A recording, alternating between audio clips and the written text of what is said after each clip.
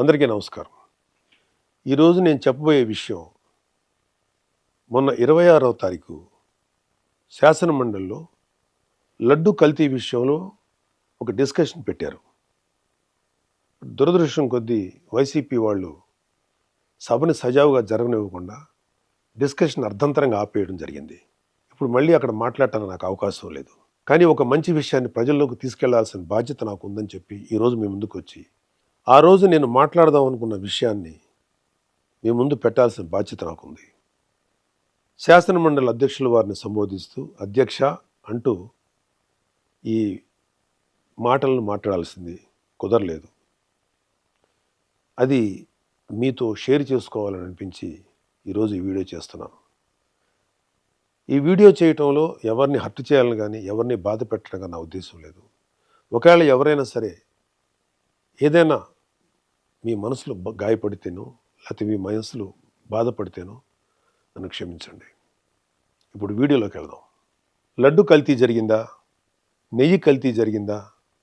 దర్శనం టికెట్ ద్వారా డబ్బులు దోచుకున్నారా? ఇంకా ఇతర మార్గాల ద్వారా ఆ దేవదేవుడి సొమ్ములు అపహరించారా? ఇవేవి మాట్లాడటానికి నేను రాలేదు. జరగకూడని అపచారం జరిగిపోయింది. అది హిందూ ప్రజల గుండెల్లోకి వెళ్ళిపోయింది. దాని గురించి కూడా మాట్లాడటానికి నేను రాలేదు. కర్మ గురించి కొన్ని మాటలు మాట్లాడాలనిపించింది. భారతదేశం కర్మభూమి.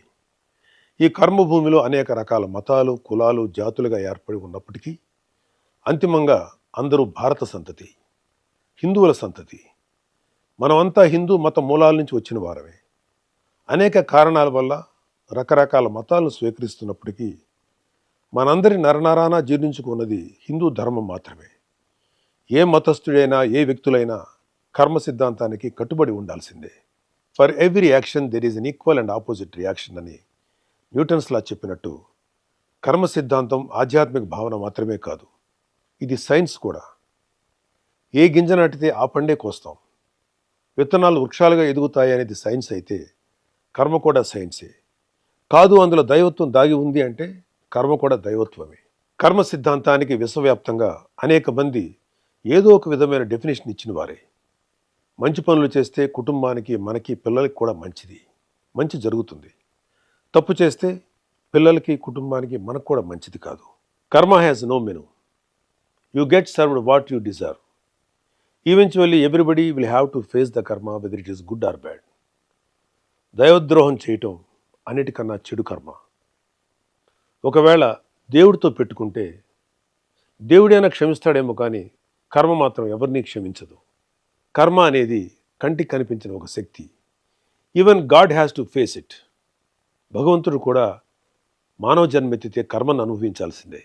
కురుక్షేత్ర సంగ్రామంలో ధర్మాన్ని పరిరక్షించడానికి శ్రీకృష్ణుడు వేసిన కొన్ని వ్యూహాలు, తద్వారా గాంధారి శాపాన్ని తన కర్మగా స్వీకరించిన భగవానుడైన శ్రీకృష్ణుడు కూడా కర్మను అనుభవించక తప్పలేదు. కర్మ ఎవరైనా సరే అనుభవించాలి అని చెప్పడానికి ఇదొక ఉదాహరణ. దైవాంశ సంభూతిని అనిపించుకున్న గొప్ప గొప్ప వారు కూడా ఏదో కర్మ చేస్తారు, దానికి తగ్గ ప్రతిఫలం అనుభవిస్తారు. ఒక ఇంటి యజమాని చేసే మంచి చెడుల ప్రతిఫలం కర్మ రూపంలో ఆ ఇంటి మొత్తానికి వస్తుంది. ఒక గ్రామాన్ని, ఒక రాష్ట్రాన్ని, ఒక దేశాన్ని నడిపించే నాయకుడైనా సరే అతను చేసే మంచితో పాటు చెడులో కూడా కర్మ ప్రతిఫలం అందరూ అనుభవించాల్సిందే. వైసీపీకి ఓటు వేసిన పాపానికి అమాయక ప్రజలు కూడా కొంతకాలం పాటు కర్మ ప్రతిఫలాన్ని అనుభవించారు. ఇప్పుడు అనుభవించాల్సింది ముఖ్య పాత్రధారులు, సూత్రధారులు, మద్దతుదారులు. కోట్లాది మంది భక్తులు వాళ్ళ కష్టాల నుండి, బాధల నుండి, వారి తప్పుల నుండి విముక్తి పొందడానికి తమ కష్టార్జితాన్ని ముడుపుల రూపంలో, మొక్కుల రూపంలో చెల్లించుకుంటారు. అలా చెల్లించుకున్న కానుకలకి వాళ్ళ కర్మతాలకు శక్తి ముడిపడి ఉంటుంది. దేవుడి దగ్గరికి వెళ్ళాక ఆ కానుకల్లో ఉన్న మంచైనా చెడైనా ఆ దేవదేవుడి తీసుకోగలడు. దేవుడే దానిని ప్రక్షాళన చేయగలడు. భగవంతుని ప్రక్షాళనతో, పూజలతో పవిత్రీకరించబడిన ఆ డబ్బును తిరిగి ప్రజల కోసం, ధర్మ పరిరక్షణ కోసం వినియోగిస్తారు. వెంకటేశ్వర స్వామి డబ్బును కల్తీ లడ్డు రూపంలో, కల్తీ నెయ్యి రూపంలో, టికెట్ రూపంలో, ఏ రూపంలో తిన్నా ఆ కర్మను తీసుకోవాల్సిందే. దాని ఫలితాన్ని అనుభవించాల్సిందే. ఆ దేవదేవుడు రాగద్వేషాలకు అతీతంగా ఉంటాడు. కానీ కర్మకు అవేమీ ఉండవు. తిరిగి ఇస్తుంది, తప్పకుండా ఇచ్చేస్తుంది. Because it is science. మీరెన్ని వాదనలు చేసినా, ఎంత పెద్దవారైనా చేసిన చెడు కర్మ మిమ్మల్ని వదిలిపెట్టదు. ఒకవేళ కూటమి ప్రభుత్వం కూడా మిమ్మల్ని క్షమించవచ్చేమో. ఆఖరికి దేవదేవుడైన ఆ శ్రీ వెంకటేశ్వర స్వామి కూడా మిమ్మల్ని క్షమించవచ్చేమో. కర్మ మాత్రం మిమ్మల్ని క్షమించదు. అనుభవించి తీరాల్సిందే. ఎవరు ఆగం అవ్వాలని, ఎవరు నాశనం అవ్వాలని మాత్రం మేము కోరుకోం. కానీ కర్మ ఎవరిని వదలదని మాత్రం సూటిగా చెప్తున్నాం. కర్మ క్యాన్సర్ కన్నా భయంకరమైనది. క్యాన్సర్కి చికిత్స ఉందేమో, కానీ కర్మకు చికిత్స లేదు. క్షమించమని ఆ స్వామివారిని కోరుకోవడం ఒక్కటే మీరు చేసే పాపానికి ప్రాయశ్చిత్తం. ఇప్పటికైనా చేసిన తప్పుకు క్షమాపణలతో పాప ప్రాయశ్చిత్తం చేసుకోవాలని లడ్డు కల్తీ స్కామ్ భాగస్వాములకు, పాత్రధారులకు, సూత్రధారులకు, మద్దతుదారులకు సూచిస్తున్నాం. మీరు చేసిన పాపాలు మీ కుటుంబ సభ్యులకు అంటుకోకుండా మీ వరకే పరిమితం అవ్వాలని ప్రార్థిస్తున్నా. మీ కర్మకు మిమ్మల్ని వదిలేస్తున్నాం. చివరిగా ఒక మాట చెప్పి ముగిస్తాను. ధర్మరాజు చేసిన రాజసూయ యాగంలో శ్రీకృష్ణుడికి అగ్రతాంబూలం ఇవ్వటానికి నిశ్చయించబడింది. కృష్ణుడికి అగ్రతాంబూలం ఇవ్వటానికి ఇష్టం లేని శిశుపాలు లాంటి దుర్మార్గుడు, పాపాత్ముడు అనేక పాపాలు చేశాడు. అనేకమైన మాటలు అగ్రతాంబూలం తీసుకుంటున్న శ్రీకృష్ణుడి మీద సంధించాడు. చాలా చెడ్డగా మాట్లాడాడు. శ్రీకృష్ణ భగవానుడు వెంటనే కోపించుకోలేదు, ఆవేశపడలేదు. కానీ అతనికి కొంత అవకాశం ఇచ్చాడు. ఆయన ఎదురుగా ఉన్న పళ్ళెంలో వక్కలున్నాయి. అతను మాట్లాడే ప్రతి చెడు మాటకి, ప్రతి చెడు చేతకి ఒక్కొక్క వక్క చొప్పున లెక్క పెడుతూ ఉన్నాడు. 100 వక్కలు లెక్కెట్టాక శ్రీకృష్ణ భగవానుడి చేతిలో ఉన్నటువంటి సుదర్శన చక్రం ఆ శిశుపాలుడి కంఠాన్ని ఖండిస్తుంది.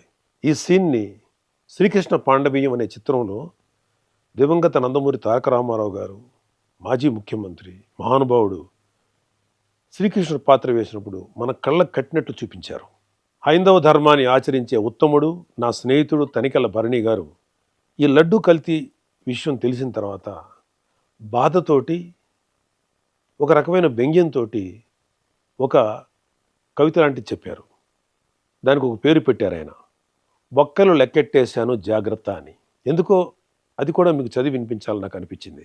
ఈ కవితని శ్రీ వెంకటేశ్వర స్వామి పాయింట్ ఆఫ్ వ్యూలో ఆయన చెప్పడం జరిగింది. కల్తీ లడ్డుని కళ్ళకద్దుకొని నోట్లో వేసుకున్నాను. వెంకటేశ్వరుడి గొంతులో వెలక్కాయ పడింది, పచ్చి వెలక్కాయ పడింది. నేను కేశవుణ్ణా, శివుణ్ణా?